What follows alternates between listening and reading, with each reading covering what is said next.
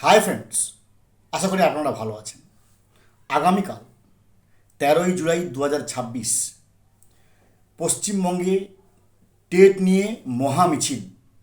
আসুন, আমি আপনাদের কাছে এই চ্যানেলের মধ্য দিয়ে, এই ভিডিওর মধ্য দিয়ে যারা যারা প্রাথমিক বিদ্যালয়ের শিক্ষক শিক্ষিকা আছেন বা আপার প্রাইমারি শিক্ষক শিক্ষিকা আছেন, মাধ্যমিক শিক্ষক শিক্ষিকা আছেন, হায়ার সেকেন্ডারি শিক্ষক শিক্ষিকা আছেন, প্রত্যেকের কাছে আবেদন রাখছি। আগামীকাল সুবোধ মল্লিক স্কোয়ার থেকে মিছিল শুরু হবে 12টার সময়, জমায়েতরা হবে 12টার সময় সুবোধ মল্লিক স্কোয়ারে।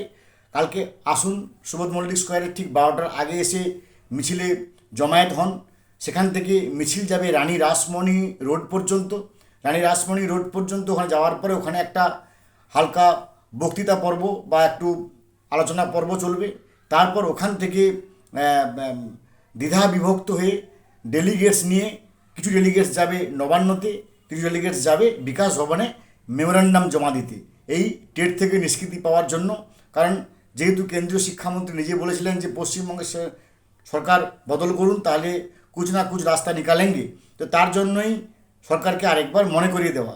আমি আপনাদের সবার কাছে একটা অনুরোধ করি, আপনারা কেউ হতে পারেন এইচএস সেকশানে, কেউ হতে পারেন মাধ্যমিক সেকশানে, কেউ হতে পারেন আপার প্রাইমারি সেকশান, কারোর এইচএস স্কুল, কারোর মাধ্যমিক স্কুল, কারোর জুনিয়র হাই স্কুল, কারোর প্রাইমারি স্কুল।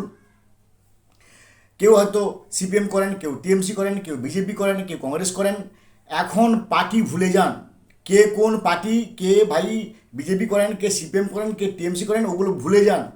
যখন দরজা দিয়ে বিপদ ঢুকবে তখন জানলা দিয়ে সমস্ত পার্টি বেরিয়ে যাবে। এখন পার্টি কথা ভুলে যান। আসুন, আগামীকাল 12টার মধ্যে সুবোধ মল্লিক স্কোয়ারে একটা মানে সুন্দর জমায়েত করে শান্তিপূর্ণভাবে সরকারের কাছে আমরা একটা বার্তা স্থাপন করি, সরকারের কাছে আমরা একটা মাথা নত করে একটা অনুরোধ করি। কারণ যেহেতু কেন্দ্রীয় শিক্ষামন্ত্রী নিজেই বলেছিলেন যে সরকার বদল হওয়ার পরে কুছ না কুছ রাস্তা নিকালেঙ্গে, তাই যেহেতু এটা সর্বভারতীয় ব্যাপার, তার জন্য আমরা নবান্নে একটা মেমোরান্ডাম দেব, আমরা বিকাশ ভবনে একটা মেমোরান্ডাম দেবো। আশা করি সবাই আসবেন। এখন আমাদের এক থাকতে হবে, কে কী পার্টি করি আমি বারবার বলছি, এগুলো ভুলে যান। এখন শুধু একমাত্র লক্ষ্য হবে টেট থেকে নিষ্কৃতি পাওয়ার জন্য যা করার, যেভাবে করার, যেই অর্থে করার, সেভাবে আমাদের করতে হবে। ভালো থাকুন, have a good day, thanks.